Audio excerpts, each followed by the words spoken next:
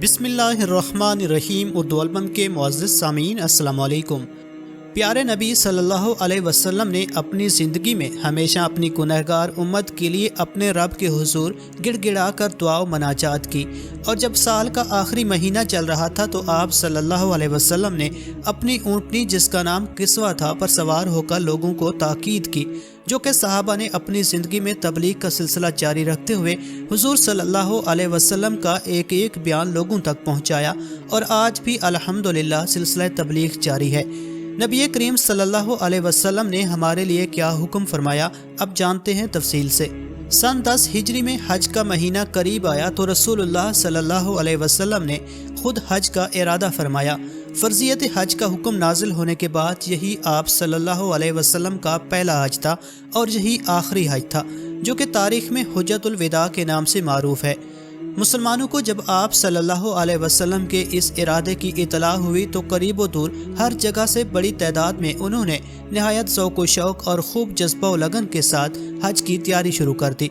کیونکہ اس سے قبل اسلامی عبادت کے طور پر کبھی حج ادا نہیں کیا گیا تھا۔ اس کے علاوہ رسول اللہ صلی اللہ علیہ وسلم کی معیت و صحبت میں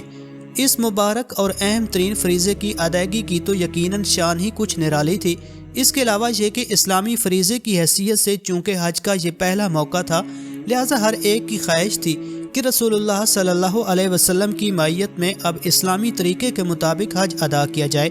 اور اس نادر موقع سے فائدہ اٹھاتے ہوئے آپ سے براہ راست مناسک حج کی بھی خوب اچھی طرح عملی تربیت حاصل کر لی جائے۔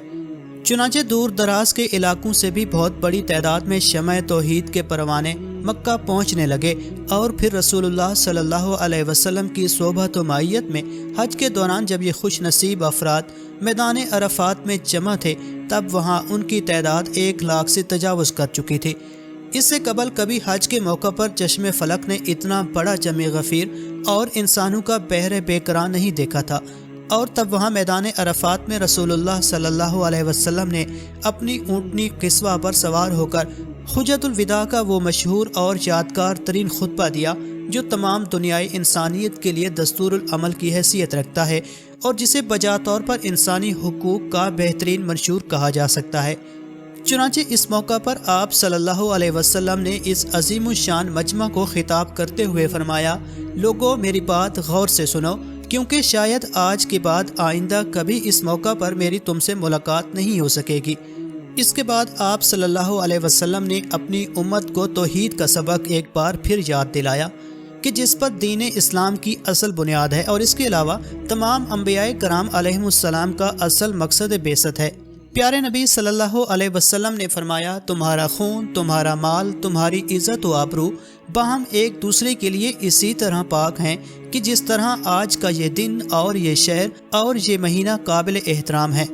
یعنی یہ حج کا دن، یہ مہینہ اور یہ مقام جہاں حج بیت اللہ کے مناسک ادا کیے جا رہے ہیں، جس طرح یہ سب کچھ واجب الاحترام ہے، اور تم ان تمام چیزوں کی انتہائی عزت و تعظیم کیا کرتے ہو، بائینہ اسی طرح اے مسلمانوں آپس میں ایک دوسرے کے لیے تمہاری جان، تمہارا مال اور تمہاری عزت آبرو بھی واجب الاحترام ہے۔ ایک دوسرے کے خلاف قتل و غارت کری، لوٹ مار اور عزت و آبرو کی پامالی اسی طرح تم سب پر حرام ہے۔ نیز آپ صلی اللہ علیہ وسلم نے اس موقع پر اخوت و مساوات، تحمل و برداشت، رواداری اور بقائے بہمی کا سبق سکھاتے ہوئے ان سب کو یہ حقیقت بھی یاد دلائی کہ تمام انسان آدم کی اولاد ہیں، اور آدم مٹی سے بنے تھے، لہٰذا عزت کا معیار صرف تقوی ہے۔ اس طرح رسول اللہ صلی اللہ علیہ وسلم نے اس اہم ترین موقع پر اپنے اس یادگار خطبے میں انسانی جان و مال اور عزت و آبرو کی قدر و قیمت کو سمجھنے کا سبق سکھایا، اور اس کی حفاظت اور احترام کی تاکید و تلقین فرمائی۔ اللہ تعالیٰ کی وحدانیت اور ایک دوسرے کی جان و مال اور عزت و آبرو کی قدر و قیمت کو سمجھنے کے علاوہ اپنی امت کو مزید بہت سی وصیتیں اور نصیحتیں فرمائیں، خصوصاً کمزوروں کے ساتھ حسن سلوک اور ان کے حقوق کی حفاظت و رعایت، نیز عورتوں کے ساتھ حسن معاشرت اور نرمی برتنے کی خاص تاکید فرمائی گئی ہے۔ مجموعی طور پر ہم یوں کہہ سکتے ہیں کہ اس خطبے میں جہاں عقیدہ و ایمان کی حفاظت، کتاب و سنت کو مضبوطی کے ساتھ تھامے رکھنے اور حقوق اللہ کی ادائیگی کی خوب تاکید و تلقین کی گئی تھی، وہیں حقوق العباد کی ادائیگی کا بھی بہت زیادہ تاکید و اصرار کے ساتھ حکم دیا گیا تھا۔ یہی وجہ ہے کہ صرف مسلمان ہی نہیں بلکہ اغیار میں سے بھی بڑے بڑے نامی گرامی مفکرین و مصلحین اور دانشوروں کی نظر میں یہ خطبہ حجت الوداع محض وعظ و نصیحت ہی نہیں بلکہ بجا طور پر یہ انسانی حقوق کا بہترین منشور بھی ہے۔ اس خطبے کے اختتام پر رسول اللہ صلی اللہ علیہ وسلم نے اس عظیم الشان مجمع سے خطاب کرتے ہوئے فرمایا، کیا میں نے تم تک اللہ کا دین پہنچا دیا؟ اس پر وہ سب بیک زبان بولے، ہم گواہی دیتے ہیں کہ آپ نے اللہ کا دین پہنچا دیا اور آپ کے ذمہ تبلیغ دین کی جو امانت تھی وہ آپ نے ادا کر دی اور آپ نے خوب نصیحت فرما دی۔ تب رسول اللہ صلی اللہ علیہ وسلم نے آسمان کی جانب دیکھتے ہوئے 3 بار فرمایا، اے اللہ اب تو بھی گواہ رہنا۔ اس یادگار موقع پر رسول اللہ صلی اللہ علیہ وسلم جب اپنے اس تاریخی خطبے سے فارغ ہوئے تو وہیں اسی وقت اور اسی مقام پر میدان عرفات میں ہی قرآن کریم کی یہ آیت نازل ہوئی، میں نے تمہارے لیے دین کو کامل کر دیا ہے اور تم پر اپنا انعام بھرپور کر دیا اور تمہارے اسلام کے دین ہونے پر رضامند ہو گیا۔ دراصل اس آیت میں اللہ سبحانہ و تعالیٰ کی طرف سے تکمیل دین کی خوشخبری دی گئی تھی، یعنی اللہ کے دین کے نزول کا سلسلہ نیز نزول وحی اور نبوت کا سلسلہ جس کی ابتدا حضرت آدم علیہ السلام سے ہوئی تھی، مختلف اوقات، مختلف مقامات اور مختلف انبیاء کرام علیہ السلام سے ہوا تھا، یہ مبارک سلسلہ آج اپنے عروج اور مرحلہ تکمیل کو پہنچ گیا۔ ہجرت کے 10ویں سال حجت الوداع کے دوران میدان عرفات میں وقوف کے موقع پر اللہ سبحانہ و تعالیٰ کی طرف سے نازل ہونے والی آیت میں اگرچہ تکمیل دین کی عظیم خوشخبری تھی کہ جس پر اہل ایمان بہت زیادہ شاداں اور خوش ہو گئے تھے، لیکن اس آیت میں اس عظیم بشارت کے ساتھ ساتھ ایک پیغام اور اشارہ بھی پوشیدہ تھا جس کی طرف اس وقت حضرات صحابہ کرام رضوان اللہ علیہم اجمعین کی توجہ نہیں گئی تھی۔ البتہ حضرت ابوبکر صدیق رضی اللہ تعالیٰ عنہ اس خفیہ اشارے کو سمجھ گئے تھے اور تب وہ انتہائی رنجیدہ اور افسردہ ہو گئے تھے۔ محترم ناظرین، وہ خفیہ اشارہ دراصل یہ تھا کہ رسول اللہ صلی اللہ علیہ وسلم کو اس آیت میں اللہ سبحانہ و تعالیٰ کی طرف سے یہ خبر دی گئی تھی کہ اے ہمارے حبیب، آپ کا مقصد بعثت اب پورا ہو چکا ہے، لہٰذا اب اس دنیا فانی سے آپ کی واپسی کا وقت قریب ہے۔